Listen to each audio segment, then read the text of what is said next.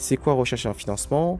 C'est en fait aller monter un dossier pour demander de l'argent. Alors, la solution la plus simple, hein, vous avez un besoin de 200 000. Si vous avez 200 000 sur votre compte bancaire parce que vous avez reçu un héritage ou autre chose, évidemment, et que vous voulez l'utiliser, libre à vous, vous avez déjà l'argent en apport personnel, vous pouvez tout simplement, tout de suite, déposer l'argent. Alors moi, c'est pas du tout une chose que je vous conseillerais, hein. Moi, je vous conseillerais, si demain vous avez du cash ou du disponible, c'est de l'utiliser comme un apport pour aller voir une banque ou un fonds d'investissement ou peut-être des investisseurs privés pour avoir un complément. Comme ça, vous gardez de la trésorerie disponible pour vous et l'autre partie, en fait, vous aurez un financement externe.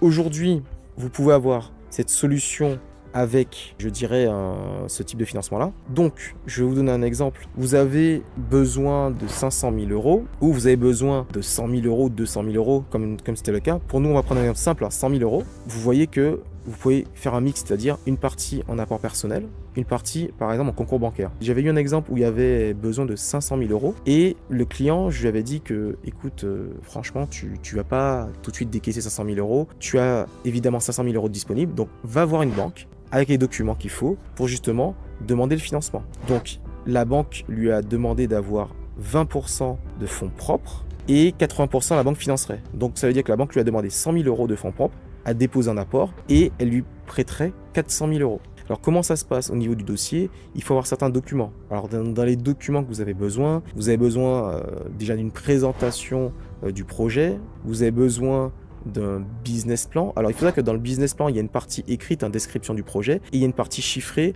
avec justement les plans financiers, le plan de trésorerie, le plan de financement.